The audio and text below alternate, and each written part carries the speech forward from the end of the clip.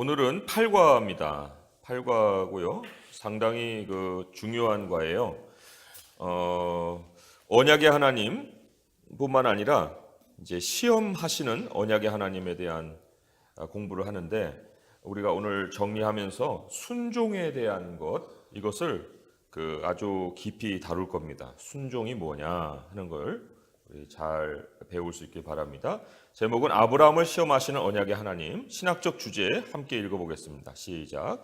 믿음은 구원의 약속에 신실하신 하나님을 신뢰하는 것입니다. 그래서 오늘 포인트가 3개가잖아요. 3개인데 3개를 잠깐만 보시면, 첫째가 하나님이 특별한 희생 제물을 요구하셨다. 그렇게 얘기를 하고 있습니다. 그래서 이 특별한 희생 제물을 요구하신 것에 대하여서 우리가 그거를 반응하는 걸 믿음이라고 그러는 거예요. 그래서 여기 믿음은 이렇게 얘기했지만, 그 믿음을 다룰 때 하나님의 요구가 그 배후에 있는 걸 우리 알 수 있고요. 또 이제 포인트 2를 보시면 하나님이 대속 제물을 제공하셨다 했는데, 그게 바로 이제 구원의 약속에 해당이 됩니다. 구원의 약속. 그리고 포인트 3은 하나님의 공급하심을 신뢰하라고 하십니다. 그게 이제 마지막 문장, 신실하신 하나님을 신뢰하는 것입니다. 그렇게 연결이 됩니다. 그래서 우리 잠깐만 이제 도표를 그리면, 믿음이라는 것이 있는데, 믿음은 양면성을 갖고 있는 거예요.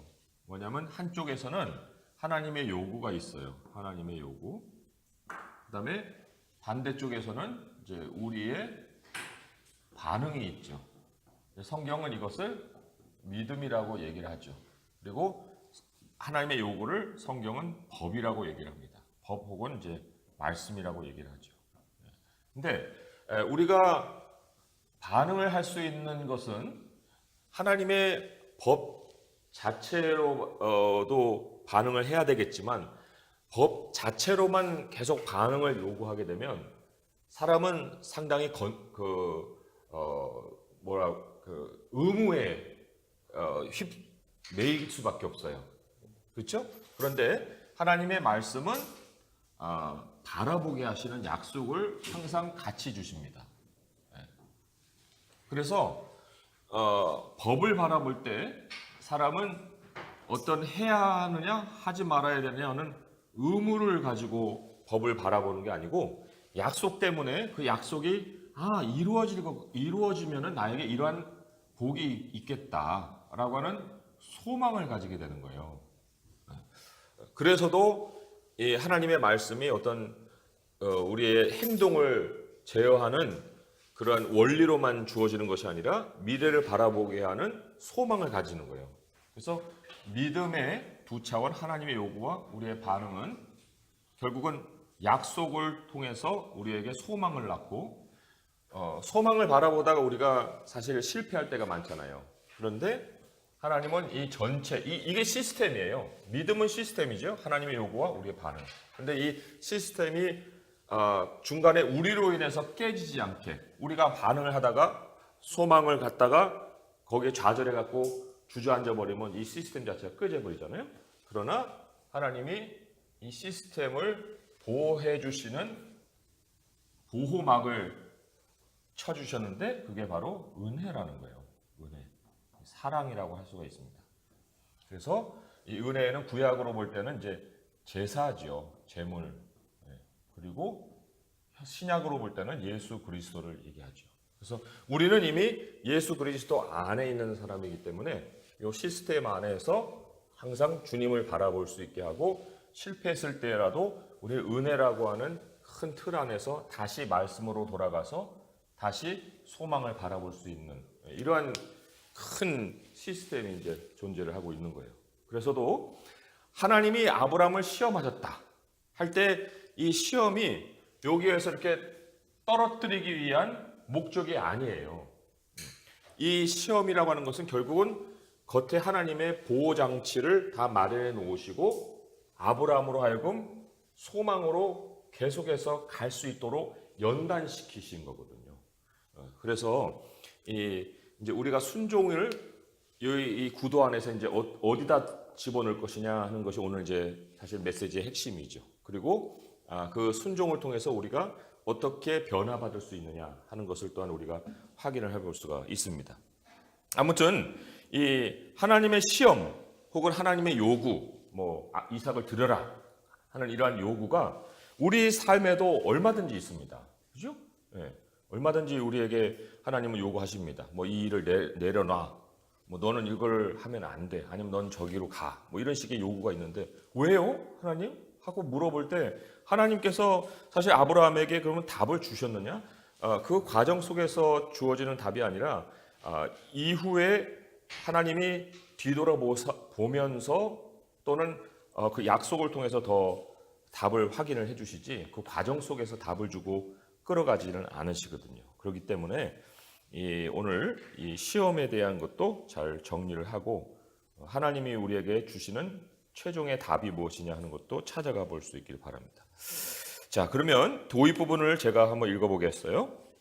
미국인을 대상으로 실시한 천국에 대한 인식 조사 결과 67%의 응답자가 천국을 믿는다라고 대답했습니다. 그런데 대다수의 응답자들이 천국에 가기 위해서 착한 사람이 되어야 된다 하고 답했습니다. 사실 이것은 그리 놀랄 만한 결과는 아닙니다. 왜냐하면 대중문화가 계속해서 선한 행실과 노력으로 하나님께 도달할 수 있다고 전파하기 때문입니다. 그러나 그리스도인은 그렇지 않다는 것을 압니다. 성경은 일관되게 구원은 오직 은혜로, 오직 믿음으로 이루어진다고 가르칩니다. 이게 무슨 얘기예요? 오직 은혜로, 믿음으로. 오직 은혜는 이 큰 틀이죠. 그죠? 그리고 오직 믿음이라고 하는 건 하나님이 먼저 요구를 하셔서 시작을 한다는 거예요. 구원이라는 것은 하나님이 시작하시는 일이지 사람이 도달하는 곳이 아니라는 거죠. 그런데 현대사회에서는 착한 일을 통해서 구원에 도달할 수 있다라고 자꾸 얘기를 하고 하나님은 반대해서 아니야, 그거는 내가 시작하는 일이야 라고 말씀을 하고 계시고 참 이런 어떤 그 갈등 속에 있어요. 그런데 자 계속 읽어볼게요. 행위에서 난 것이 아니니 이는 누구든지 자랑하지 못하게 함이라. 그러므로 사람이 의롭다 하심을 얻는 것은 율법의 행위에 있지 않고 믿음으로 되는 줄 우리가 인정하노라. 여기에도 이제 사람이 의롭다 하심을 얻는 것이라고 했습니다. 여기 이제 얻는 것에 능동적인 우리 주체를 우리 자신으로 적용하느냐 아니면 하나님이 우리에게 주시는 수동적인 의로움으로 생각하느냐 그게 이제 좀 다르죠. 그런데 성경에서는 의롭다 하심을 얻는 것을 수동적으로 얘기를 한 거예요. 그러니까 하나님이 우리를 의롭다 해 주시는 그것이 바로 구원이고 우리가 의롭다 하심을 어떤 쟁취하는 것이 아니다 하는 것을 계속해서 강조를 하고 있습니다. 자, 신약 성경은 우리가 믿음으로 구원받는 것이지 행위로 받는 것이 아니라고 분명히 밝힙니다. 그러나 신약 성경 한편에서는 우리를 구원하는 믿음에는 행위가 수반되어야 한다고 말합니다. 야고보서는 진정한 믿음, 구원을 얻는 믿음은 순종으로 진정성을 나타내 보인다고 했습니다. 구원에 이르는 믿음은 그 믿음으로 말미암은 행위로 그것이 참 믿음임을 드러냅니다. 자, 여기서도 이제 잠깐 우리가 순종에 대한 것을 생각해 볼 수 있지만은 우리가 만약에 구원을 이룬다 그러면은 순종이 아니고 실천이라고 할 수가 있어요.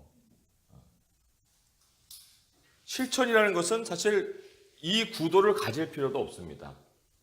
이런 어떤 짜여진 틀이 필요 없어요. 그냥 아무 공간에서나 시작하면 되는 거예요. 내가 생각하는 착한 일, 그러면 여기서도 착한 일이 있을 수도 있고 저기서 착한 일일 수도 있잖아요. 그죠? 그러니까 여기서도 시작하고 저기서도 하고 여기서 조금 저기서 조금 뭐 이런 식으로 이제 실천을 해 나가는 거죠.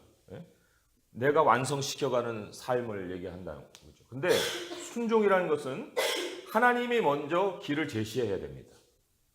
그리고 그 길을 따라가는 것을 순종이라고 얘기하죠. 그러니까 여기 사실 이 과정을 우리는 순종이라고 생각해 볼 수 있어요. 이 순종을 하기 위해서는 절대적으로 이 틀이 필요합니다. 하나님이 먼저 요구하시고 우리가 믿음으로 반응하고 그리고는 소망으로 향해서 나아가다가 넘어질 때 은혜가 다시 우리를 일으키고 이게 바로 순종이에요. 그리고 이 순종의 길을 우리가 어떤 사람들은 이제 자기의 쌓여진 어떤 경험을 통해서 앞으로 더 많은 순종을 할 수 있으니 생각을 합니다. 그렇지만 이 순종은 하나님이 우리에게 요구하시는 순종은요, 우리가 보통 생각하는 겸손히 하나님을 따라가는 그런 정도에 머물러 있지 않습니다. 전혀 과거의 경험으로는 앞으로 어떻게 내가 순종을 해야 될까 하는 개념조차 가질 수 없게 하나님 요구하시는 것이 순종이에요. 이 순종은요, 사실 우리가 생각해 보면 일생에 하나님이 순종을 요구하시는 경우가 그렇게 많지 않다고도 볼 수 있습니다. 사실 일상을 사는 것은 우리가 그거를 굳이 순종이라고 얘기할 이유도 없어요. 뭐 오늘 여러분 아침에 이빨 닦고 밥 먹고 오늘 하루 종일 일을 했는데 하나님께 그걸 순종했다고 얘기할 수 있어요? 그냥 그거는 산 거예요. 그러다가 이제 보지 말아야 될 걸 봤는데 그거를 내가 다시 참 하나님이 보지 말라고 했는데 안 봐야 되는데 봤다. 그렇지만 이제 다시는 하나님 내가 이런 애 안 하겠습니다 하고 이제 돌아왔다. 그럼 그런 부분에 대한 좀 순종이라고 얘기를 할 수 있겠지만은 사실 그런 거는 우리가 돌이키고 회개하고 또 다시 제 궤도로 돌아오는 그런 상황이지, 순종이란 것은 사실 우리가 생각하는 만큼 그렇게 우리 삶에서 자주 일어나는 사건은 아니다. 아브라함에게 이삭을 드려라. 그게 아브라함의 일생 일대의 사실 최대의 순종 사건이에요. 그게 2번 왔습니까? 3번 왔습니까? 그렇지 않잖아요. 근데 한 번의 순종이 어마어마한 삶의 변화를 가져오는 거예요. 그러니까 하나님이 우리를 시험하시는 것도 그게 자주 우리에게 막 시험을 하시는 상황도 아니라는 거예요. 하나님의 시험도 그렇고 우리가 하나님을 향해 순종해야 되는 것도 그렇고, 그래서도 우리가 조금 다르게 한번 이 생각을 해볼 필요가 있어요. 순종에 대한 것도. 자, 그러면 이 질문이 이렇게 나와 있죠. 그리스도인이 되는 것은 착한 사람이 되는 것이냐고 묻는 사람에게 어떻게 대답하겠습니까? 그렇죠?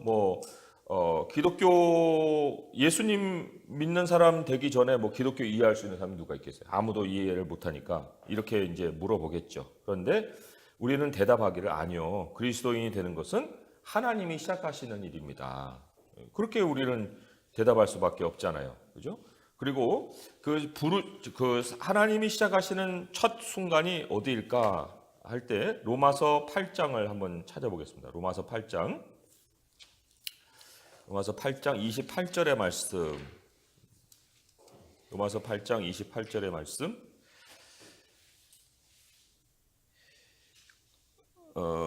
28절에서 30절까지 말씀 3절 같이 한번 읽어볼게요. 시작. 우리가 알거니와 하나님을 사랑하는 자 곧 그의 뜻대로 부르심을 입은 자들에게는 모든 것이 합력하여 선을 이루느니라. 하나님이 미리 아신 자들을 또한 그 아들의 형상을 본받게 하기 위하여 미리 정하셨으니 이는 그로 많은 형제 중에서 맏아들이 되게 하려 하심이니라. 또 미리 정하신 그들을 또한 부르시고 부르신 그들을 또한 의롭다 하시고 의롭다 하신 그들을 또한 영화롭게 하셨느니라. 여기 이제 하나님의 정하심은 결정하심 또는 예정하심 이렇게 보죠. 근데 이거는 하나님의 영역이어서 우리는 몰라요. 우리에게 하나님의 정하심이 나타나는 첫 순간이 언제냐면 부르심이죠. 부르심은 콜링이죠.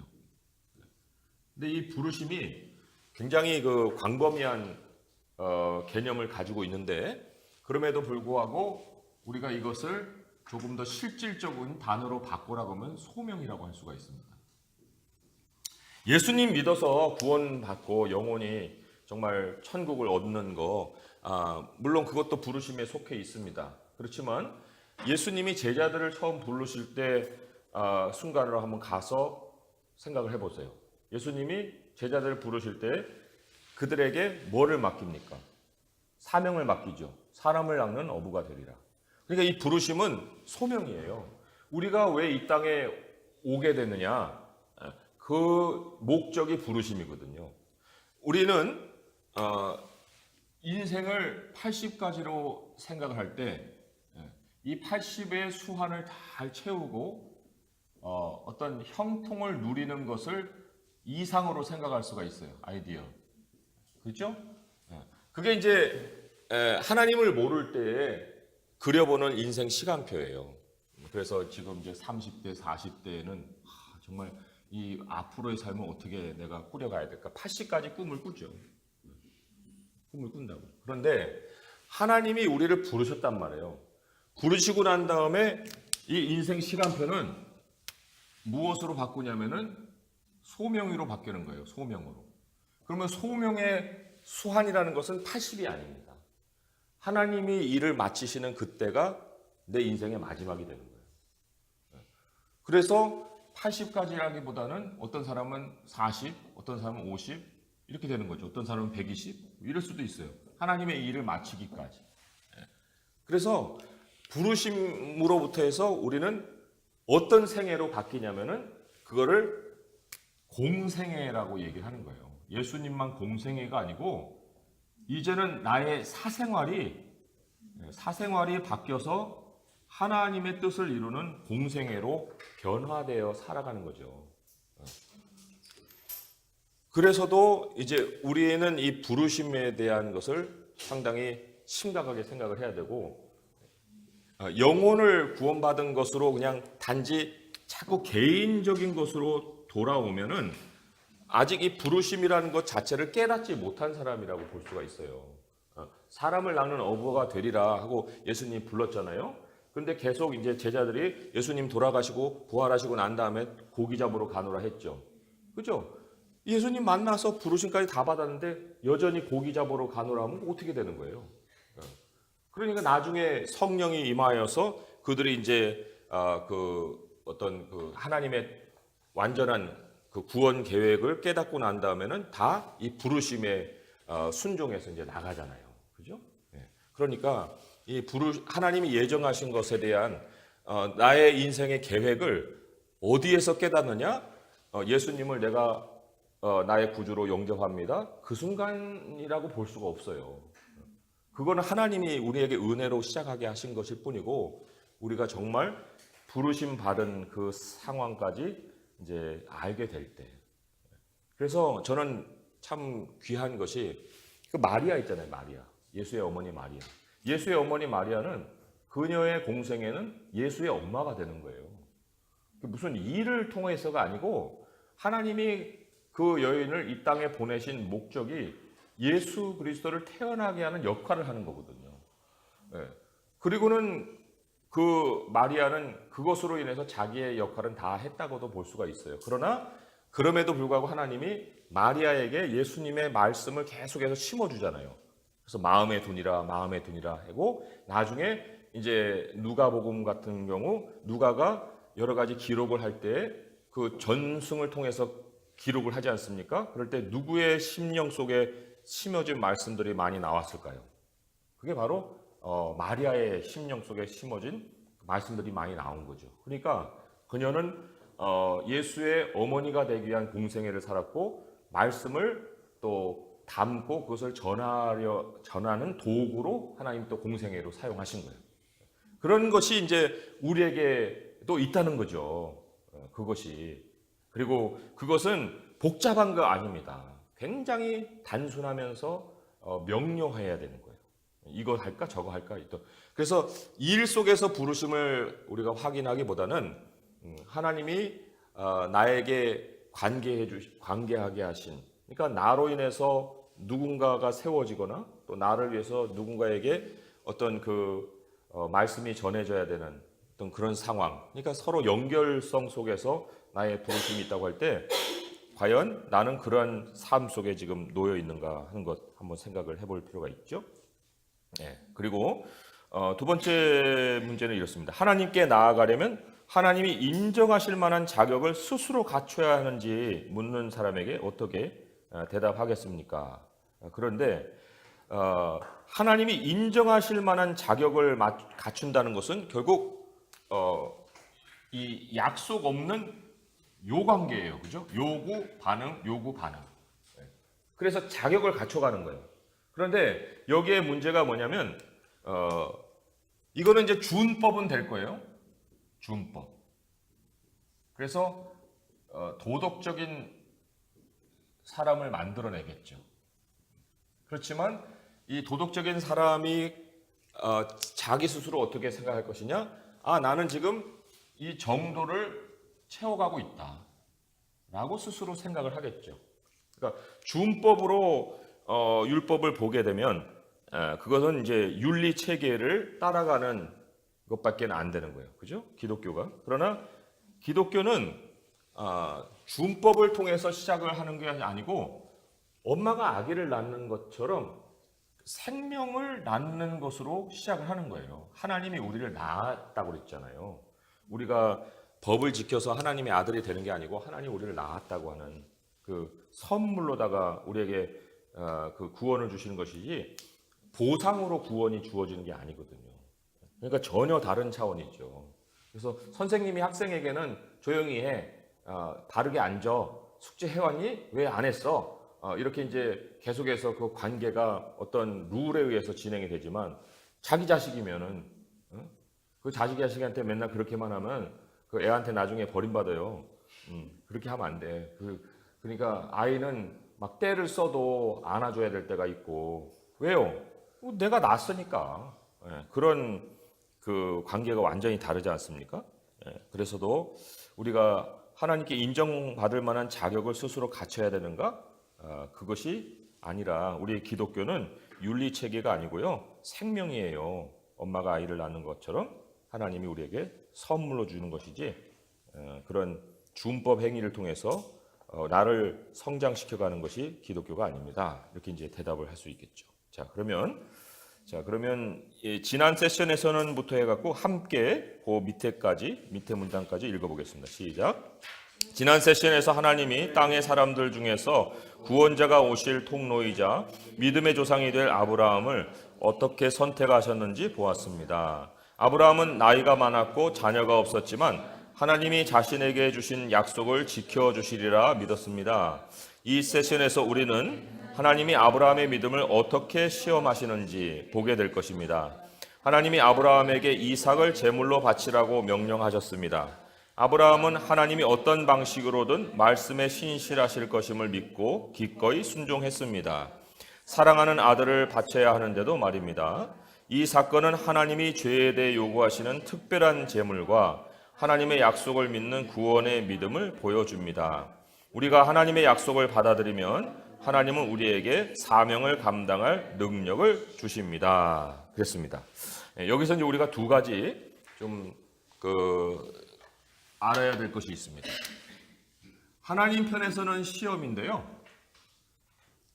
이게 시험인지 아닌지를 우리는 몰라요. 다만 이 시험이 우리 편에서는 어떤 모양을 가지냐면 시련의 모양을 가집니다. 시련. 엄청난 어려움이에요. 엄청난 어려움. 이거는 진짜 인생에서 한두 번밖에 일어나지 않을 만큼의 그런 시련입니다. 정말 내가 이 순간에 죽어야 되나 말아야 되나 그런 고민을 할 만큼의 그런 순간이에요. 그런데 하나님 편에서는 이건 시험이라는 거죠. 시험의 반대편에는 우리 편에서는 시련으로. 그러니까 이게 하나님의 시험이냐? 라고 물어볼 때 그래 라고 대답할 수 있는 근거는 어디예요? 시련에 있습니다. 나 시험 받았어. 너무 가볍게 얘기할 거 아니에요. 뭐 남이 나를 째려봤다고 해서 그거 가지고 시험 받았다? 그런 거 하나님 취급도 안 하십니다.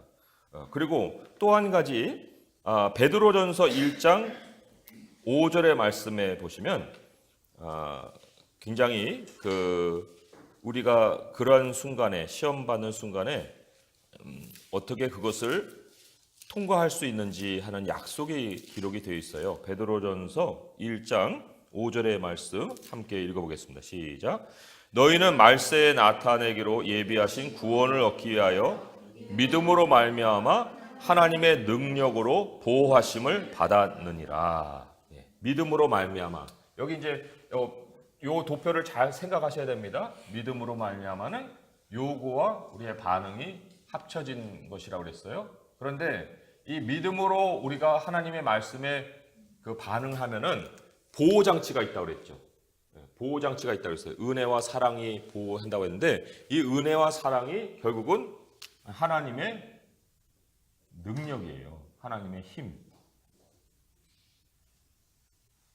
하나님의 능력이 반드시 우리의 믿음을 지켜내신다. 그래서 이 아브라함의 시험이 중요한 것은 그 시련을 아브라함이 견뎌낸 것으로 생각하면 안 된다는 거예요.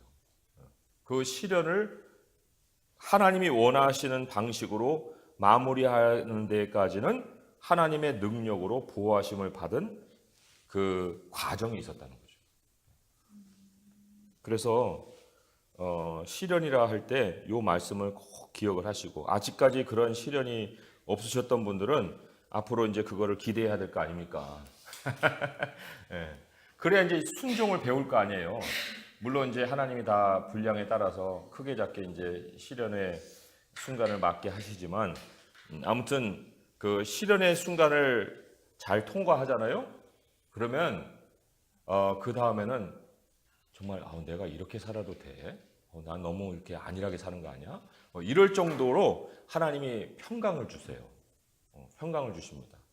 그러니까 그 순종은 피할 것이 아니에요. 시련은 피할 것이 아닙니다. 그걸 통과하게 되면 그 이후로는 하나님, 사실 아브라함에게 이삭을 드려라 하는 시험을 하신 이후로 아브라함에게 뭐 큰 어려움이 있었나요? 한번 생각해 보세요. 욥에게 그 정도의 시험을 하신 분이 또다시 그거에 맞먹는 시험으로 욥을 또다시 죽이셨나요? 아니거든요. 그러니까 우리가 이 시련이라는 것은 사실 피할 것이 아니고 그 이후에 찾아올 그 영광과 기쁨은 이루 말할 수가 없는 거죠. 그러니까 예수님의 십자가 뒤에 부활이 있잖아요. 또다시 죽음이 다시 경험되는 게 아니거든요. 네. 자, 그러면 우리 포인트 1 함께 읽어보겠습니다. 시작. 하나님이 특별한 희생 제물을 요구하셨습니다. 자, 문단은 제가 읽고 본문은 우리 여러분이 읽겠습니다. 하나님은 아브라함과 언약을 맺으셨습니다. 하늘의 별처럼 수많은 후손을 통해 땅의 모든 나라가 축복받을 것이라고 약속하셨습니다. 아브라함의 가족을 통해 이 땅의 백성을 구속하시겠다고 약속하셨습니다. 아브라함과 사라에게는 자녀가 없었으며 사라는 임신이 가능한 때가 지났습니다. 그러나 하나님은 아브라함 부부가 자녀를 갖게 될 것이라고 반복해서 말씀하셨고, 아브라함은 하나님의 약속을 믿었습니다. 세션 7과 세션 8 사이에는 몇 가지 사건이 있습니다. 그 중에는 하나님의 약속 성취를 위협하는 사건들도 있습니다. 아비멜렉 왕이 사라를 아내로 취하려고 한 것이 바로 그것입니다. 그러나 신실하신 하나님이 그들을 지켜주셨고 아브라함은 기적처럼 아들 이삭을 얻었습니다. 이삭은 약속의 자녀입니다. 이삭을 통해 하나님의 약속들이 이루어질 것입니다. 이삭은 하나님의 상속자이기 때문입니다. 그러나 이삭이 출생한 지 10여 년 후 아브라함의 믿음은 엄청난 시험을 받게 됩니다. 하나님이 그 어떤 아버지라도 경악할 만한 일을 아브라함에게 명령하셨습니다. 자, 본문은 여러분 전체가 다 한번 읽어주시죠. 시작.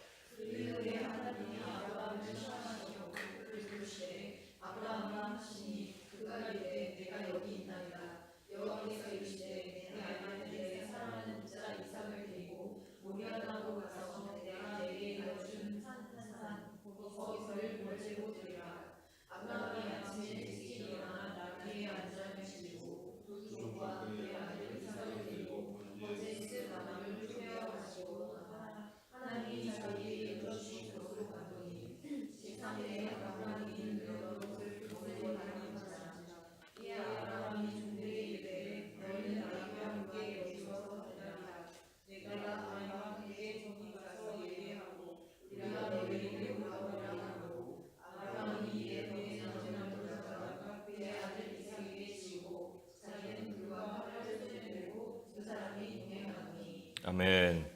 예, 여기서 아브라함의 심정이 묻어있는 한 표현이 있어요. 그게 4절에 보니까 제3일에 아브라함이 눈을 들어 그곳을 멀리 바라본지라. 멀리 바라본지라. 아브라함의 그 마음과 함께 한번 이 아브라함의 모습을 떠올려 보십시오. 아브라함의 심정이 여기에 묻어 있습니다.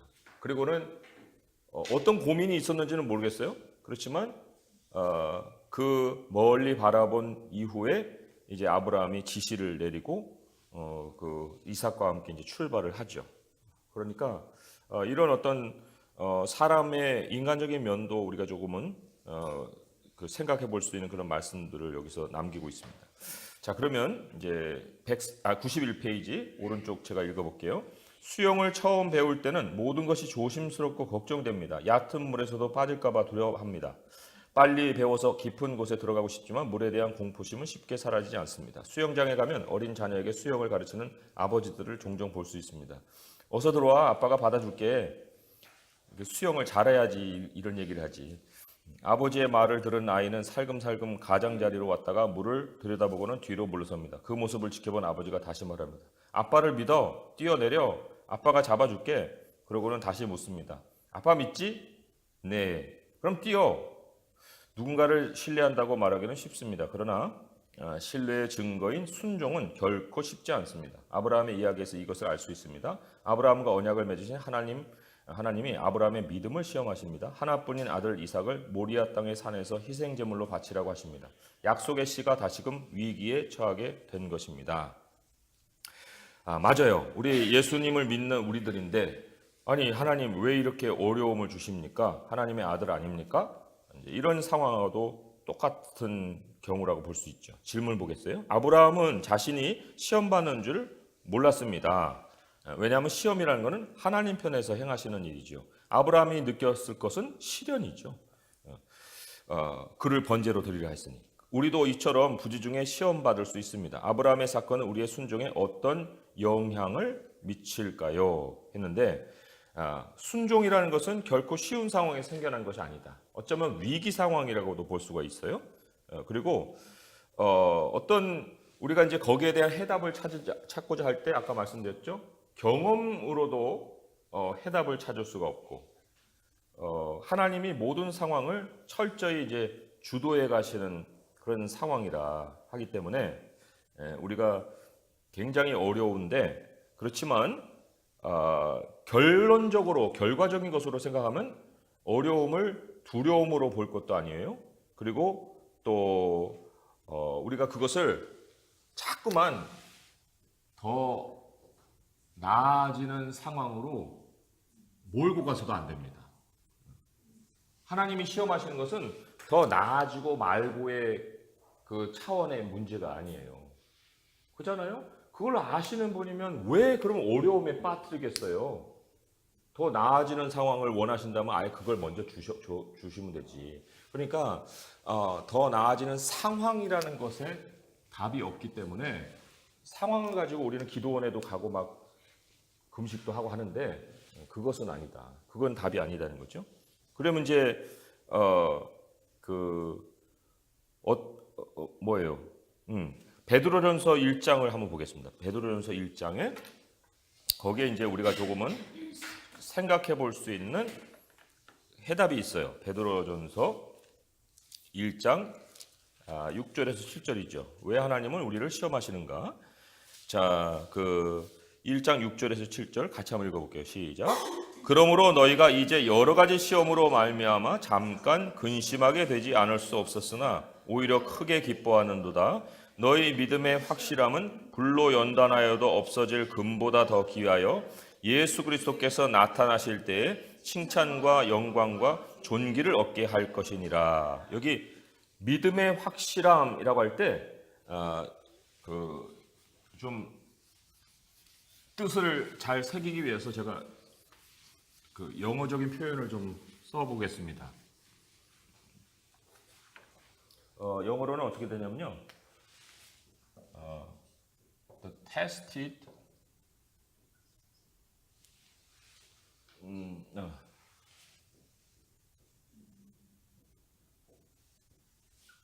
your face인가? Your face. 네. 이게 중요한 게 tested예요. genuineness는 진정성이죠, 그죠? 너의 믿음의 진정성인데 그게 테스트되는 진정성이라는 거죠. 시험을 거친 그 믿음의 확실함이라는 것은 결국은 하나님의 시험이 가져온 결과예요.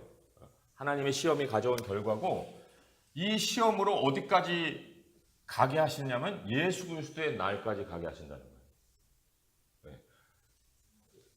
인생의 끝이 언제는 모르지만 사실 사람이 믿음의 시작과 이 끝까지 닿을 때는 굉장히 많은 도전이 있어요.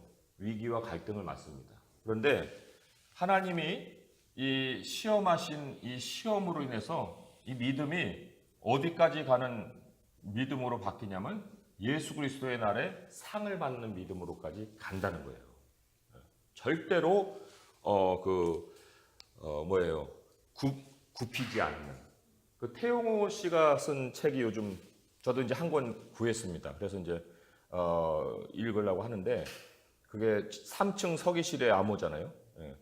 거기에 이제 신문에도 그게 났는데 옛날에 그 종교의 자유를 그 북한에 있다라는 걸 가르치려고 이제 그 교황이 방문을 하려고 할 때 진짜 믿는 사람을 내놔봐라.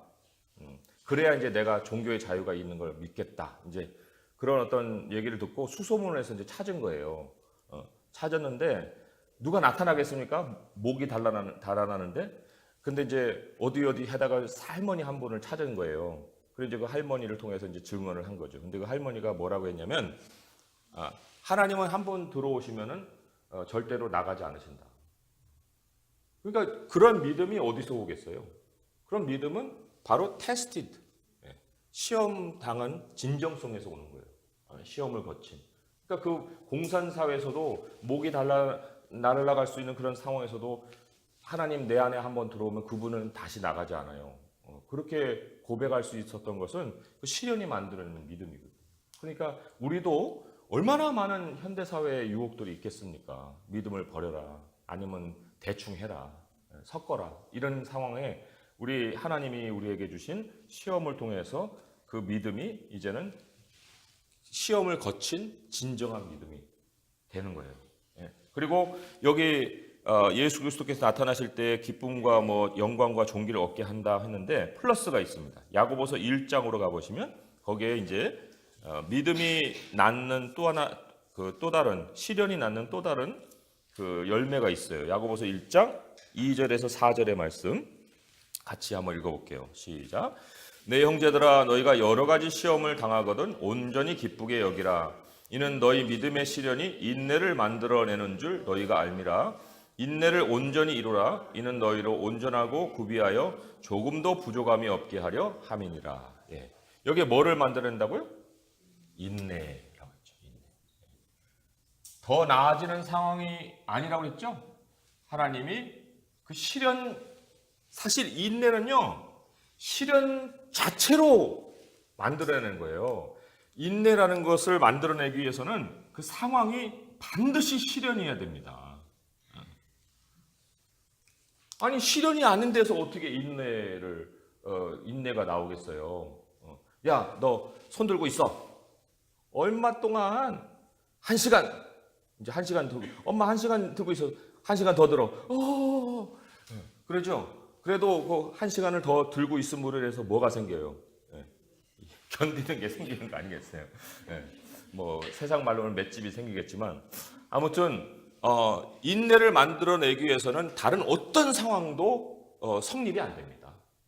시련과 어려움만이 인내를 만들어내는 거예요. 근데 성경에 엄청난 약속들이 굉장히 많이 주어져 있는데 그 약속의 배후에는 뭐냐면 하나님을 기다리라. 하나님을 바라라. 그런 말이 전제가 돼 있거든요. 그럼 하나님은 어떻게 바라겠어요? 하나님은 어떻게 기다리겠어요? 인내도 없는 사람이. 그냥 약속만 달콤하고 끝나버리면 어떻게 그 약속의 그 수혜자가 되겠냐는 거예요.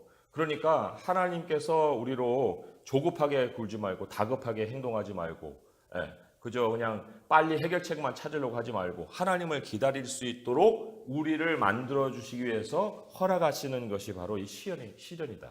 시험이다는 거죠.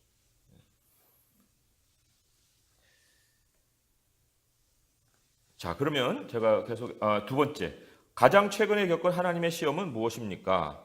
시험이 시험일 수 있는 것은 이제 여기 잠깐 근심하게 되지 않을 수 없었으나 하는 것처럼 근심이 하나의 표시일 수 있습니다. 근심, 그죠? 어린 자녀도 수영장 사건에서 머뭇머뭇하잖아요. 들어와 하는데 못 들어가겠네. 난 들어가면 죽지. 아빠는 수영도 못해. 저 아빠를 어떻게 믿어? 뭐 이런 어떤 여러 가지 생각들이 복잡하게 있을 텐데 아무튼 이 근심하는 일이 결국은 크게 작게 하나님의 시험으로 우리에게 느껴질 수가 있는 거죠. 예, 자 문단 읽어볼게요. 이삭을 제물로 바치라는 하나님의 명령은 아브라함의 가족뿐 아니라 인류 역사에 지대한 영향을 미칠 문제입니다. 오랜 기다림 끝에 사라에게서 얻은 아들과 헤어져야 한다는 것은 오히려 작은 문제입니다. 더 큰 문제는 하나님이 아브라함에게 별처럼 많은 후손을 약속하셨을 뿐 아니라 그의 후손이 세상을 회복시킬 것이라고 약속하셨다는 사실입니다. 만약 이대로 이삭이 죽는다면 하나님의 구원 약속도 그와 함께 죽고 말 것입니다. 아브라함에 대한 하나님의 시험은 인간이 그 뜻을 헤아릴 수 없는 시험이었습니다. 시험의 결과가 구원에 영향을 미치기 때문입니다. 하나님의 약속과 굉장히 모순되거든요. 그리고 우리도 이제 근심을 할 때 아니 하나님은 모든 걸 다 형통하게 하신다 놓고 왜 내 삶은 맨날 이렇게 꼬여? 그러면 이제 거기에서 이제 하나님 우리에게 바라시는 바 그 시련의 의미가 있는 거예요. 자, 또 읽어볼게요. 그러나 아브라함은 순종하는 믿음으로 아침 일찍 일어나 제사를 위한 장비를 챙겨 하나님이 명령하신 장소로 출발했습니다. 사흘길을 가니 제사 드릴 장소가 보였습니다. 아브라함은 종들에게 나귀를 맡기고 예배를 드리기 위해 아들과 함께 산에 올라갔습니다. 땔감을 아들 이삭에게 지우고 자신은 불과 칼을 들었습니다. 아브라함은 하나님의 약속에 대한 강한 믿음을 보여주었습니다. 약속이라는 건 결국 요구로 인한 거예요. 그런데 이제 요구와 그 바라보게 하시는 약속이 함께 거기에 있는 믿음의 대상이라고 할 수가 있겠죠. 그죠? 약속도 있었지만 그 약속을 이루기 위한 하나님의 요구가 또 지금 주어져 있는 거 그렇잖아요. 아브라함은 이삭을 희생제물로 바치려고 했을 뿐 아니라 어떤 식으로든 이삭이 살아날 것이라고 믿었습니다. 그래서 종들에게 아이와 함께 저기 가서 예배하고 우리가 너에게로 돌아오리라 라고 말했습니다. 그는 설령 이삭이 죽더라도 하나님이 다시 부활시켜 자신에게 하신 후손에 대한 약속을 지키실 것이라고 믿었습니다. 그것을 위해 부활이 필요하더라도 말입니다. 아브라함과 이삭이 제사를 드리러 산으로 올라갑니다. 아브라함은 무슨 일이 일어날지 정확히 알지 못했지만 여전히 하나님의 약속을 신뢰했습니다. 우리 로마서 4장 18절을 보세요. 거기 아브라함의 그 믿음의 정도를 잘 보여주고 있습니다. 아브라함 로마서 4장 18절의 말씀 같이 한번 읽어볼게요. 시작. 아브라함이 바랄 수 없는 중에 바라고 믿었으니 이는 내 후손이 이 같으리라 하신 말씀대로 많은 민족의 조상이 되게 하려 하심이라. 바랄 수 없는 중에 바라고 믿었다. 그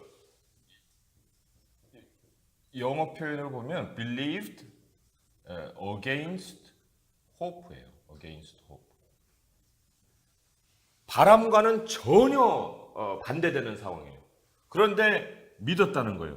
누구에게? 하나님께 반응을 했다는 거죠. 현실은 전혀 소망이 없습니다. 탈출구가 없는 거예요. 출구가 없는 거예요. 출구가 없는데 하나님을 믿는 믿음은 버리지를 않은 거예요.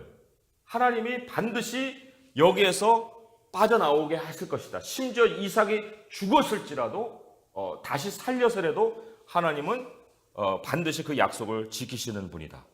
이게 이제 믿음이에요. 믿음. 하나님이 우리에게 시험을 거쳐서 확실하게 세워주시는 믿음이에요.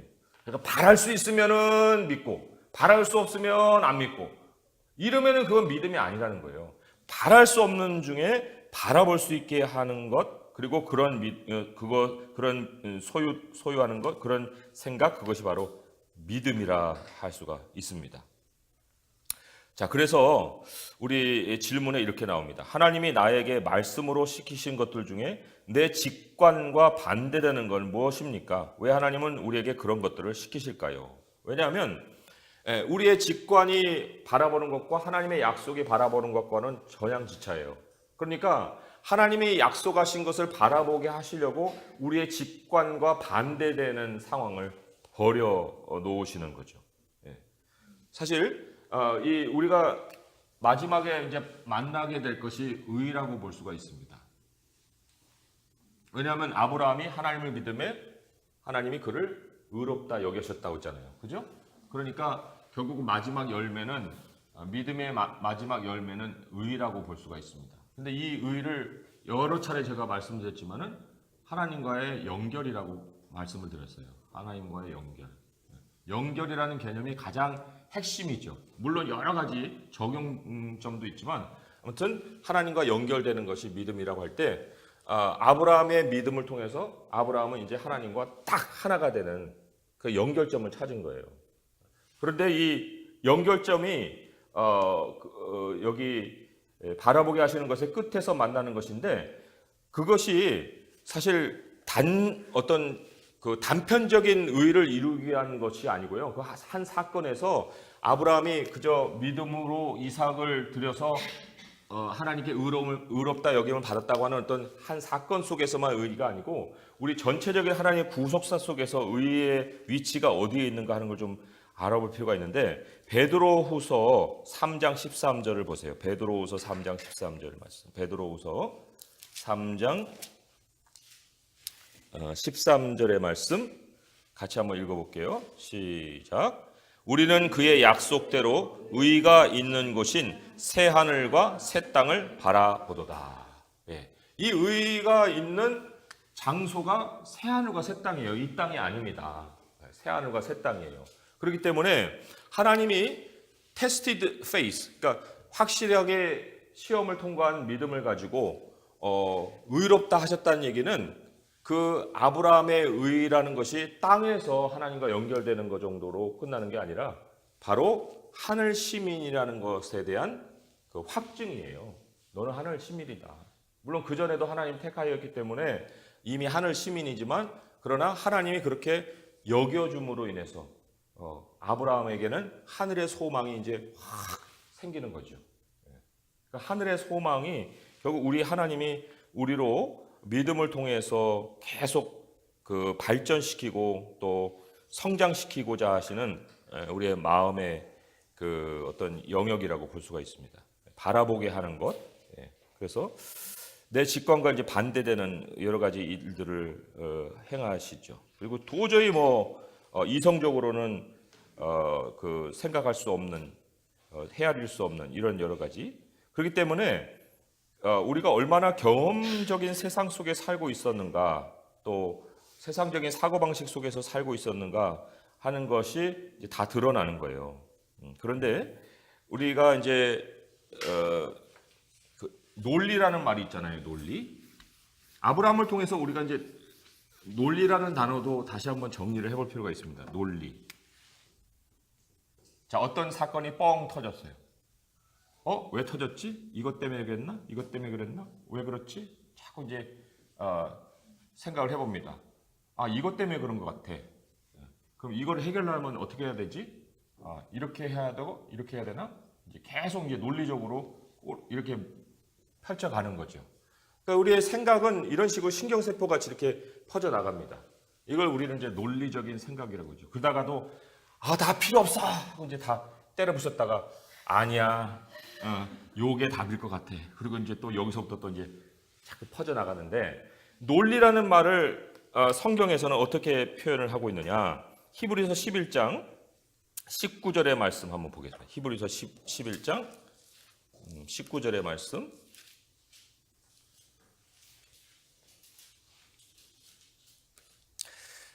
함께 읽어보게 해요. 시작. 그가 하나님이 능히 이삭을 죽은 자 가운데서 다시 살리실 줄로 생각한지라 비유컨대 그를 죽은 자 가운데서 도로 받은 것이니라. 여기 생각한지라 할 때 그게 히브리어로 로기조마이에요. 로기조마이. 영어로 표현하자면 이렇게 되고요. 로기조마이. 헬라어예요. 이게 로직이거든요. 로직. 생각한지라는 것이 논리적인 생각인 거예요. 논리적인 생각. 그런데 그 논리적인 생각이 신경세포 같이 이렇게 퍼져나가는 생각이 아니고 거기에 뭐라고 얘기했습니까? 이삭을 죽은 자 가운데서 다시 살리실 줄로 생각했다. 이게 무슨 논리예요? 논리가 아니에요. 이거는 비약이지. 그러나 하나님의 약속을 바라보는 진짜 논리는 바로 이런 생각이에요. 어떻게 해서 이런 논리가 형성이 될 수 있습니까? 하나님과 연결되기 때문에. 하나님 차원에서의 논리는 우리가 생각하는 비약이 아니에요. 그 반드시 하나님이 약속하신 대로 이루실 거라는 믿음이 논리거든요. 그러니까 이성적이다, 논리적이다 하는 것은 이런 계속해서 내 머릿속에서 연결될 수 있는 그런 결과로 나의 사고를 끌어가는 것이 아니라 그냥 이 점프해 가는 거예요. 하나님의 약속으로 딱 점프해서 붙드는 거죠. 부활의 신앙이라고도 볼 수가 있는 거예요. 그게 진짜 논리고, 그 논리를 가진 사람은 이런 것들은 사실은 결국 그렇게 별로 깊이 생각하지 않죠. 그게 마음의 평강 아니겠습니까? 진짜 논리는 하나님과 연결되는 건데. 그래서 여기 생각한지라 할 때 thinking이라고 사실은 번역하기가 힘들어요. 그 reasons라고 할 수도 있는 말씀이 있고, 또 뭐 논리적으로 그렇게 생각한지라 뭐 이렇게 얘기할 수도 있겠지만, 어쨌든 우리에게는 생각한지라 이렇게만 나왔어요. 자, 그럼 포인트 2 함께 읽어보겠습니다.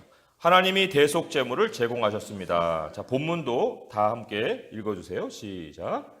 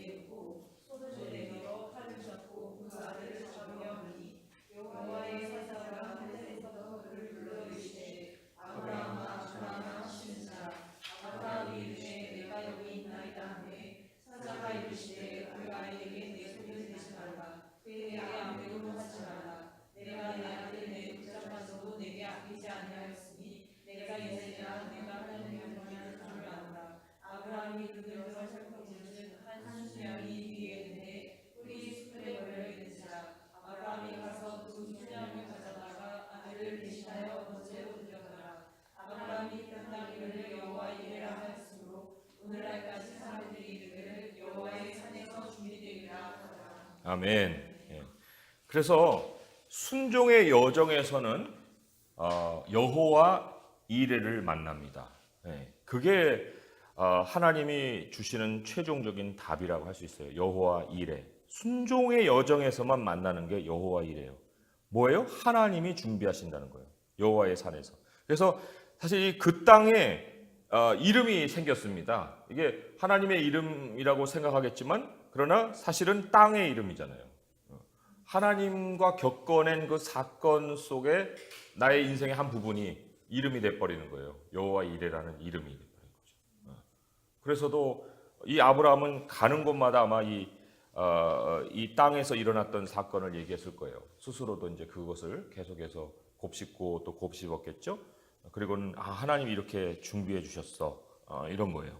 그런데 그것이 진행 과정에서는 그것만 쏙 빼져 있습니다. 핵심이 빠져 있는 거예요. 제가 읽어볼게요.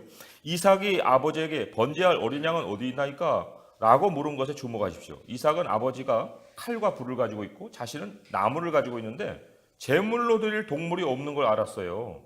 이게 이제 그것이 하나님이 준비해 주실 것이라는 기대를 갖게 하는 거죠. 이삭의 이 질문이 구약 전체의 메아리십니다. 번제할 어린 양은 어디 있습니까? 아브라함이 대답했습니다. 번제할 어린 양은 하나님이 친히 준비하시리라. 이것이 기독교 신앙의 핵심입니다. 우리는 하나님이 구원을 준비하신다고 믿습니다. 하나님은 대속 제물을 준비하시는 분이기 때문입니다. 그래서 어려움의 해답은 구원입니다. 구원. 이 구원을 우리가 가볍게 생각해서는 안 됩니다. 구원은 철저히 하나님의 방식으로 그 상황을 빠져나오는 걸 말하는 거예요. 우리의 방식이 아니라 철저히 하나님의 방식이고 하나님만이 그렇게 하실 수 있었다고 고백할 수 있는 그 사건이 구원이에요. 뭐 홍수를 어떻게 견디겠습니까? 그런데 방주를 준비해서 홍수를 견디게 하신 것이 구원이에요. 그런 하나님의 차원에 빠져나갈 수 있는 일, 하나님이 그러니까 친히 준비해 주실 밖에 없는 거죠. 아브라함이 제단을 쌓고 나무를 버려 놓았습니다. 아들을 결박해 제단 위에 두고 그를 희생 제물로 잡으려고 칼을 들었습니다. 상상만 해도 가슴이 떨립니다. 그 순간 아브라함은 무슨 생각했을까요? 그때 갑자기 여호와의 사자가 하늘에서부터 아브라함을 불러 아이를 건드리지 말라고 말합니다. 내가 내 아들 내 독자까지도 내게 아끼지 아니하였으니 내가 이제야 내가 하나님을 경외하는 줄 아노라. 하나님이 아브라함의 믿음을 시험하셨고 아브라함은 당당히 통과했습니다. 모든 것을 잃는 한이 있어도 기꺼이 순종하고자 했기 때문입니다. 참된 믿음은 온전한 순종으로 이어집니다. 그 야고보서 가로치었는데요. 그 가로친 말씀 한번 찾아볼까요? 야고보서 2장 26절의 말씀. 야고보서 2장 26절의 말씀 함께 읽어보겠습니다. 시작. 영혼 없는 몸이 죽은 것 같이 행함이 없는 믿음은 죽은 것이니라. 예, 맞아요. 우리 몸도 영혼이 없다면 죽어버린 것과 똑같이 행함이 없는 믿음은 죽어버린 믿음이다 말씀을 합니다. 그러면 이제 질문을 통해서 어떻게 믿음이 순종의 연료가 됩니까? 예, 믿음이 이제 순종해야 되는 데 있어서 순종이 만약에 자동차라고 하면 믿음이라는 기름을 넣어줘야만 이제 자동차 부 하고 나가잖아요. 근데 어떻게 그러냐고요. 어떻게? 왜냐하면 믿음이라는 것은 아까 말씀드린 것처럼 맹목적인 것이 아니라 굉장히 논리적인 것이라고 그랬습니다.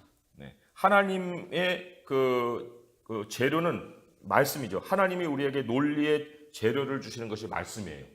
논리는 그냥 허공에 대고 하는 생각이 망상이 아닙니다. 그 논리는 그 생각의 재료가 주어져야 너만 논리를 생각하는데 그 재료는 바로 하나님의 말씀이에요. 그렇기 때문에 하나님을 경외한다라고 하는 것이 바로 그거예요. 하나님이 주신 말씀의 재료를 가지고 논리적으로 생각해 보는 것이 하나님을 경외하는 것이다. 거기에 대한 우리 좀 연결돼서 생각해 볼 수 있는 것이 뭐냐면요. 신명기 6장에도 나오고 신명기 10장에도 나오고 마태복음, 누가복음, 마가복음, 요한복음 다 거기에 그 기록이 되어 있는 것이 너는 마음을 다하고 또 여기 그 뜻을 다하고 힘을 다하고 신명기에는 마음, 뜻, 힘 이렇게 나와요. 신약 성경에는 뜻과 힘이 순서가 바뀌기도 합니다. 그리고는 하나가 딱 첨가가 되죠. 목숨이 또 첨가가 되죠. 마음을 다하고 목숨을 다하고 뜻을 다하고 힘을 다하고. 근데 구약이든 신약이든 뒤에 부분에 있어서는 다 이렇게 순서도 뒤집히고 첨가도 되는데 전혀 요지부동하는 것이 마음이에요. 마음을 다하고. 이것은 순서가 전혀 바뀌지 않습니다. 근데 이 마음이 뭐냐면 이게 바로 thinking인 거예요. 이게 논리입니다. 논리. 하나님의 말씀을 우리가 먼저 받을 때 뭐로 받습니까? 마음으로 받잖아요. 마음으로 받는다는 것이 감정으로 받는 게 아니거든요. 하나님의 말씀을 우리의 마음에 담는다는 것은 바로 하나님이 우리에게 요구하시는 그 논리 구조를 가지고 말씀을 받는 거예요. 그리고는 말씀을 받아들여서 그 다음으로 이제 진행을 하는 거거든요. 목숨으로, 뜻으로, 힘으로. 그러나 이런 것들은 다 어떤 실천적인 면이라고 하면 이 실천을 만들어내는 것은 결국 마음에서부터 시작을 하는 거예요. 그러니까 하나님을 경외한다, 하나님을 두려워한다 이런 것들은 우리가 하나님을 향해서 어떻게 그 논리적으로 생각을 했느냐에 따라 달라질 수 있는 거죠. 그래서 영혼 없는 몸이 죽은 것 같이 행함이 없는 믿음은 죽은 것이라 했는데 영혼이 있는 몸은 뭐예요? 영혼이 있는 몸. 우리 지금 다 생각하고 있잖아요. 지금 영혼이 살아 있다는 것은 결국 우리의 지각이 살아 있는 거예요. 그러나 우리는 영적인 것까지 지각할 수 있는 영혼을 가지고 있는 거죠. 그냥 1 더하기 1 이런 정도의 사고가 아닌 거죠. 그러니까 영혼이 있는 몸이라는 것은 결국 로직을 가진 그런 영혼이라고 할 수 있고 그 로직의 재료는 하나님의 말씀이라 할 수가 있습니다. 그리고 그 논리의 끝에 우리가 하나님의 말씀 플러스 논리 이코로 뭐가 나옵니까? 구원이 나오는 거예요. 구원. 공식화하자면 하나님의 말씀, 논리, 구원. 그래서 이 디모데후서 3장 15절의 말씀을 한번 보겠습니다. 디모데후서 3장 15절의 말씀. 디모데후서 3장 15절의 말씀. 같이 읽어볼게요. 시작. 또 어려서부터 성경을 알았나니 성경은 능히 너로 하여금 그리스도 예수 안에 있는 믿음으로 말미암아 구원에 이르는 지혜가 있게 하느니라. 예, 구원에 이르는 지혜. 이 구원에 이르는 지혜라는 것이 결국 이러한 공식 속에서 나오는 구원이에요. 구원에 이르는, 그 구원을 바라볼 수 있게 하는 지혜죠. 그래서 말씀이라는 재료가 없이는 이러한 지혜는 우리에게 있을 수가 없죠. 그래서 순종은 막무가내로 하는 것이 아니라는 거예요. 순종에는 반드시 믿음이라는 연료가 필요하고, 믿음에는 하나님을 경외하는 우리들의 생각이, 논리가 연료로 작용하고 있다.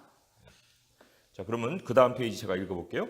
하나님의 천사가 아브라함을 제지한 후 아브라함은 가시덤불에 걸린 순양을 보았습니다. 하나님이 이삭 대신 준비하신 제물입니다. 아브라함은 이삭 대신 순양을 바쳤고 그 장소를 여호와가 준비하시리라는 뜻의 여호와 이레라 불렀습니다. 아브라함이 옳았습니다. 하나님이 대속 제물을 준비하셨습니다. 모리아산의 그 운명적 날에 하나님이 친히 준비하셨습니다. 그리고 오랜 세월 후 하나님은 또 한 번 갈보리산에서 죄를 사하기 위한 대속 제물로 자신의 아들을 준비하셨습니다. 하나님이 우리를 위해 대속제물을 준비하신 것이 왜 중요할까요? 대속제물이라는 것은 결국 구원이거든요. 구원을 준비하신 것이 왜 중요하냐? 그렇지 않으면 우리가 계속해서 희생이 돼야 되잖아요. 우리 계속 우리 것을 잃어버리는 삶을 살아야 되는 거예요. 그게 얼마나 고통입니까? 그러니까 시련의 답이 나에게 있다고 하면 나는 인생 다 끝난 거예요. 얼마나 고통스럽겠어요. 그런데 하나님은 그것을 단지 구원을 이루기 위한, 혹은 우리의 믿음을 통해 인내를 만들어내기 위한 잠시적인 과정으로만 생각하시기 때문에 우리 예수님이 이미 구원을 준비해 놓고 계시고 우리의 구원이 되셨다는 것이 엄청나게 중요하죠. 두 번째로는 여전히 죄를 짓는데도 하나님의 대속제물 준비가 좋은 소식인 이유는 무엇입니까? 우리 스스로는 하나님께 미치지 못하지만, 그러나 언제나 아까 그 큰 은혜의 풀 안에서 하나님과 늘 연결될 수 있기 때문에, 예수 그리스도 안에 이미 우리가 존재하는 사람들이기 때문에 죄 때문에 괴로워는 해도, 그러나 그것으로 인해서 우리가 낙심하거나 절망하거나 멸망하지는 않는다. 자, 포인트 3 함께 읽어볼게요. 시작. 하나님의 공급하심을 신뢰하라고 하십니다. 자, 본문 한 목소리로 읽어보세요.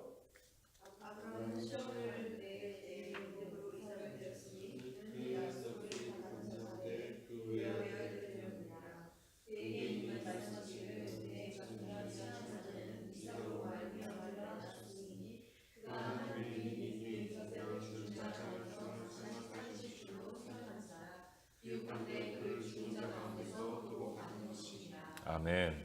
아브라함은 그의 후손, 즉 상속자가 세상을 회복시킬 것이라는 약속을 받았습니다. 그는 하나님의 약속을 바라보며 이삭을 제물로 바치라는 하나님의 명령을 수행했습니다. 아브라함은 하나님이 사라의 죽은 태에서 생명을 주셨듯이 이삭을 무덤에서 일으킬 수 있다고 믿었습니다. 자, 여기 앞의 사건이 작은 믿음의 작은 믿음이라 했다면은 뒤에 있는 것은 큰 믿음이라고 볼 수가 있어요. 그러니까 사실 앞에서는 그 아브라함이 어떤 시련을 겪었다고는 볼 수가 없습니다. 왜냐하면 하나님의 약속을 통해서 아브라함이 순종을 했어야 되는데 그 순종하기보다는 자기의 꾀를 부렸잖아요. 그리고 하가를 통해서 아이를 낳고 그것 때문에 어려움을 겪은 거 아닙니까? 그러니까 거기에서는 인내를 찾아보기보다는 방법을 찾아보고 있는 아브라함을 만나잖아요. 그렇지만 결국은 하나님께서 이삭을 드리라는 사건을 통해서 아브라함에게 이제 제대로 된 믿음, 그리고 또 인내를 또 심어주시는 사건을 심어주셨죠. 그렇지만 그럼에도 불구하고 예전에 사라를 통해서 아들을 주셨던 그것이 아브라함의 믿음에 또한 도움은 됐었다고 볼 수가 있어요. 자, 질문입니다. 하나님이 사라의 죽은 태로부터 생명을 주셨던 사건이 아브라함의 믿음이 시험당할 때 어떤 영향을 미쳤다고 생각합니까? 할 때 사실 믿음은 저는 진행형이라고 믿습니다. 진행형. 믿음은 사실 한 번으로 다 끝나는 것이 아니라 점점 믿음이 자라간다 볼 수가 있는 거죠. 그러다가 이제 한 번의 어떤 하나님의 시험을 통해서 그것이 확실하게 tested faith, 그 확실한 믿음으로 서는 그러한 사건을 맞이할 수가 있다. 그래서도 이 그 믿음은 우리 인생의 어떤 역사적인 진행과 비례해서 진행이 된다고 보는 거예요. 20대, 30대, 40대 그게 다 다릅니다. 그래서 사실 20대, 30대에는 우리에게 참 찾아오는 어려움이 우리의 말로 인해서 생길 때가 많습니다. 왜냐하면 그 디모데서에도 말하지만 우리를 깨끗한 청년의 정욕을 피하라고 했잖아요. 깨끗한 사람과 함께 뭐 청년의 정욕을 피하고 그 심령이 깨끗한 사람들과 함께 뭐 의와 모를 화평을 쫓으라 뭐 이런 말씀이 있듯이 거기에서 이제 청년의 정욕이 그 앞뒤 문맥을 보게 되면 다 반론을 제기하고 헛된 말을 하는 굉장히 그 강한 논조에 우리의 사고가 있어요. 달라들고 막 저기 빨대꾸하고 또 변론을 펼치고 다투고 이런 것들이 이제 청년의 정욕에 해당되는 거거든요. 그런데 그런 것에서 자기를 깨끗하게 한 사람을 하나님이 준비하셔서 그릇으로 사용하신다 그런 얘기예요. 그런데 이때 이런 청년의 정욕을 피하면은 하나님이 그 다음 단계로 또 인도하시고 그 다음 단계로 인도하시고 그래서 우리의 믿음이라는 것은 결국 단계 하나님이 거치게 하시는 시험을 통해서 자라가는 것이다 라고 할 수가 있죠. 그러니까 아브라함에게도 그러한 여러 가지 시험이 결국은 그의 삶을 완성시켜가는 과정이었다고 볼 수가 있어요. 부활에 대한 믿음이 우리의 순종에 어떤 영향을 미칠까요? 그거는 포기하지 않게 합니다. 부활이라는 것은 우리를 세상에서 끝낼 게 아무것도 없어요. 뭐가 우리를 끝내겠습니까? 왜 우리가 여기서 죽어요? 7번 넘어져도 다시 일어난다는 것이 우리의 하나님의 약속이잖아요. 잠언 24장 16절, 그죠? 잠언 24장 16절 한번 같이 찾아볼까요? 잠언 24장 16절의 말씀. 그래서 그러면 하나님 7번만 넘어지면 되네요. 그러면 이제 뭐라고 대답하실까요? 아직 멀었다 너는. 자, 잠언 24장 16절의 말씀 읽어볼게요. 시작. 대저 의인은 7번 넘어질지라도 다시 일어나려니와 악인은 재앙으로 말미암아 엎드러지느니라. 예, 맞아요. 이 재앙이 얼마나 우리에게 가까이 있느냐 하면은요. 그게 이번 주일날 제가 전했던 말씀인데 이사야 28장을 한번 보세요. 이사야 28장을 보시면 19절의 말씀, 이사야 28장 19절의 말씀 함께 읽어볼게요. 이사야 28장 19절 말씀 시작. 그것이 지나갈 때마다 너희를 잡을 것이니 아침마다 지나가며 주야로 지나가리니 소식을 깨닫는 것이 오직 두려움이다. 재앙이 얼마나 가까이 있냐면 아침마다 우리 곁을 지나가고 주야로 지나가요. 우리의 목숨이 언제 끝날지 모를 재앙이 우리에게 날마다 찾아옵니다.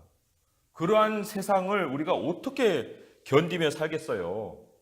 그런데 하나님께서 우리에게 의인은 7번 넘어질지라도 다시 일어나지만 악인은 재앙으로 말미암아 엎드러진다 그랬죠.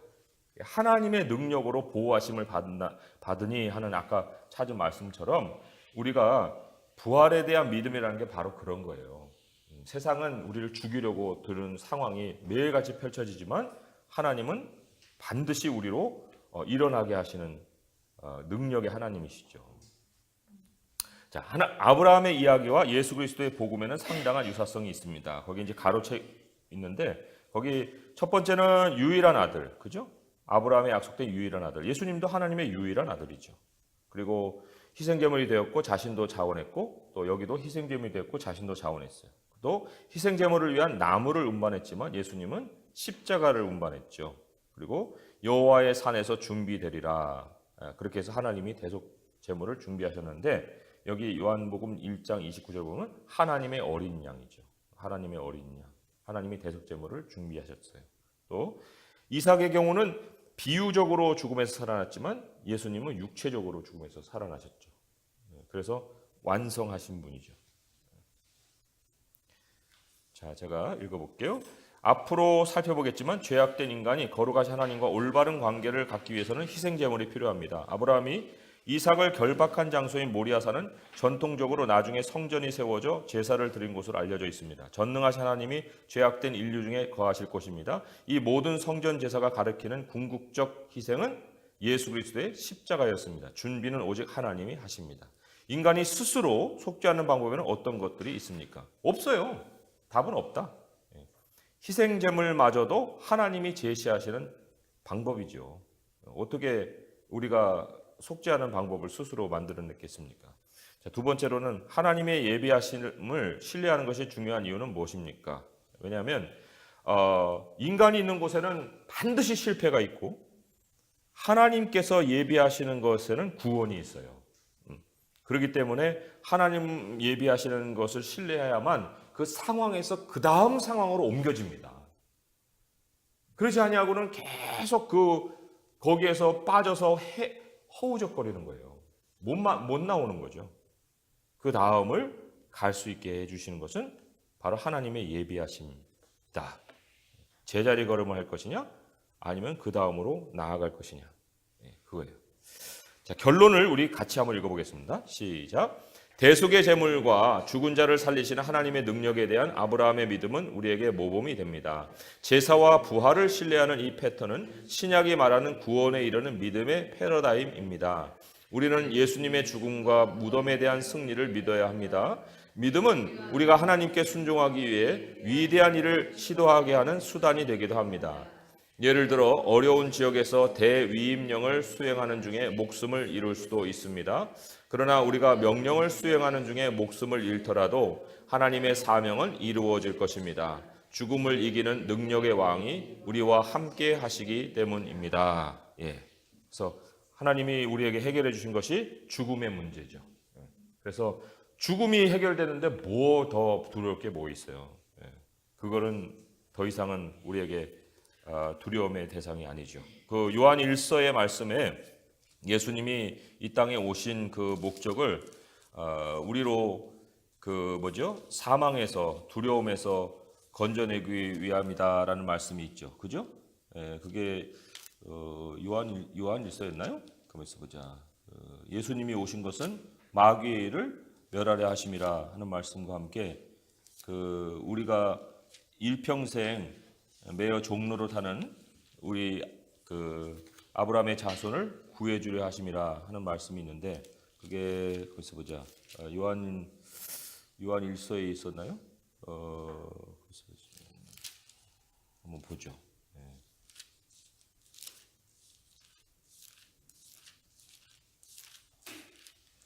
히브리서에 있는 것 같기도 하고.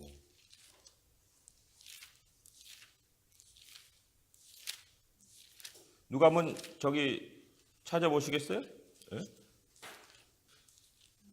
종로로 여기 있네요. 히브리서 2장 14절 15절의 말씀. 여기 이제 죽음에 대한 문제를 해결해 주신 예수님의 말씀이죠. 히브리서 2장 14절 15절 시작.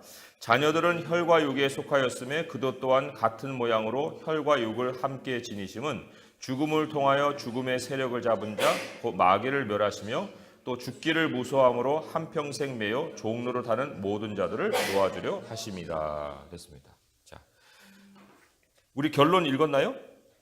그리스도와의 연결 함께 한번 읽어보겠습니다. 시작. 구약 전체에 메아리쳐 울리는 번제할 어린 양은 어디 있나이까라는 이삭의 질문은 신약 서두에서 세례 요한이 예수님을 향해 보라 세상 죄를 지고 가는 하나님의 어린 양이로다라고 선포할 때 응답됩니다. 하나님의 계획, 우리의 사명도 한 문장 읽어보겠습니다. 하나님은 아브라함처럼 하나님의 능력에 대한 확신을 가지고 사명을 위해 헌신하라고 우리를 부르십니다. 제가 정리해 보겠습니다. 요약해 볼게요. 하나님의 자비에 비춰볼 때 우리의 몸을 산제사로 드린다는 의미는 무엇입니까? 산제사, living sacrifice. 그죠? 산제사의 표본이 이삭이에요.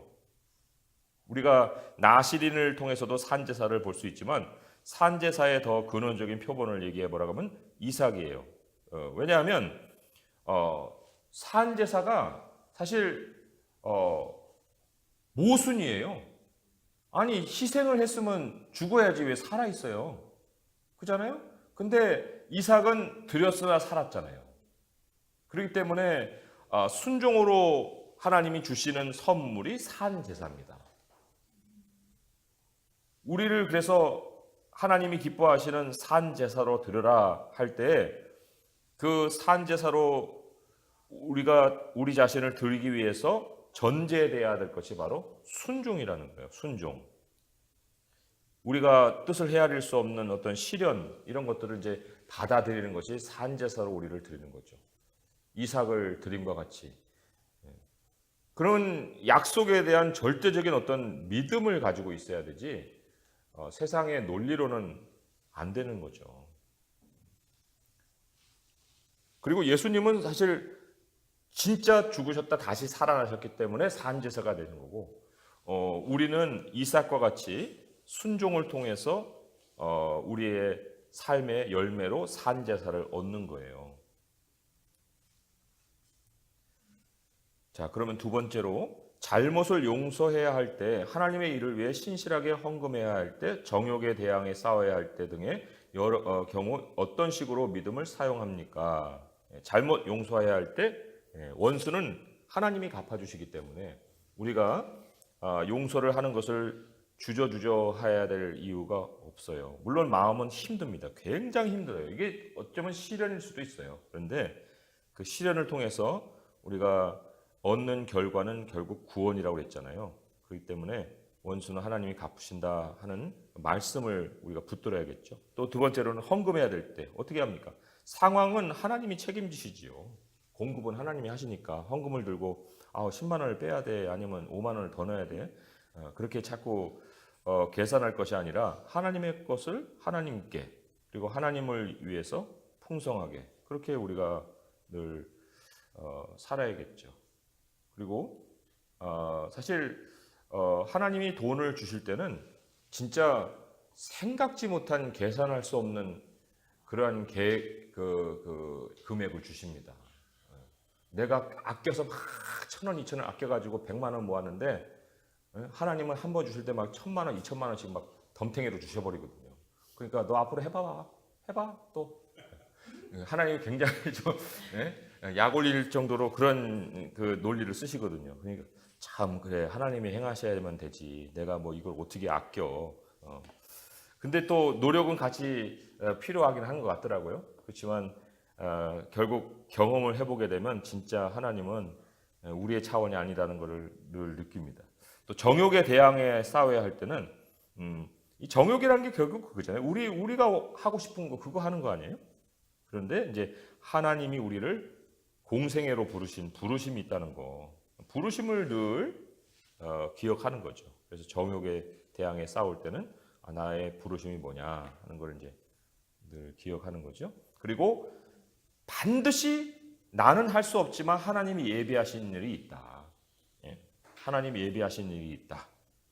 그리고 지금은 두렵고 지금은 하고 싶지 않고 또 하기도 힘들고 그렇지만 결국 믿음의 마지막에는 구원이 있다는 거. 이걸 기대를 하는 거죠. 하나님 구원이 있어. 맞아. 구원이야. 자, 마지막에 예수님의 부활과 믿는 자의 부활에 대한 약속이 믿음과 사명 때문에 겪는 두려움을 어떻게 극복하게 해줍니까? 뭐 믿음도 있지만 사명에 대한 두려움. 그런데 부활로 인해서 우리는 뒤로 물러가지 않게 돼요. 뒤로 물러가지 않고 또 우리의 끝에는 절망이 아니라 구원이 있는 거고 그래서도 지금 죽는 것 같지만 반드시 다시 일어난다. 그거를 우리가 늘 바라볼 수 있죠. 하나님 아버지 감사합니다. 아브라함만 아니라 우리들에게도 하나님은 믿음을 요구하시고 또 확실하게 연단된 믿음이 예수 그리스도 날까지 우리를 이끌어가게 하십니다. 하나님 모든 것이 다 하나님 주어진 선물입니다. 우리에게서 나오는 것이 없습니다. 우리도 하나님의 작품이고 또 하나님께서 우리를 만들어 가시며 우리의 모든 삶의 상황도 하나님께서 다 일일이 경영해 가십니다. 하나님, 그러하온데 우리가 너무나도 생각이 짧아서 하나님을 이해하지 못하고 우리의 생각 안에 잠겨 있어서 또 여러 가지 눈물도 흘리고 또 여러 복잡한 생각도 하지만 하나님께서 말씀을 우리의 생각의 재료로 주셔서 믿음으로 부합하게 하시고 소망을 갖게 하시고 또 은혜 속에 우리를 늘 보호하여 주셔서 하나님의 능력으로 예수 그리스도의 그 날에 이르기까지 우리를 인도해 가주시기 원합니다. 하나님, 우리에게는 매 순간도 구원이 있고 또 마지막에는 그 큰 구원이 있사오니 그 구원을 향해 달려가게 하시고 하늘 소망을 가지고 매일의 삶의 분투를 이겨낼 수 있도록 하여 주옵소서. 예수님의 이름으로 감사하며 기도합니다. 아멘.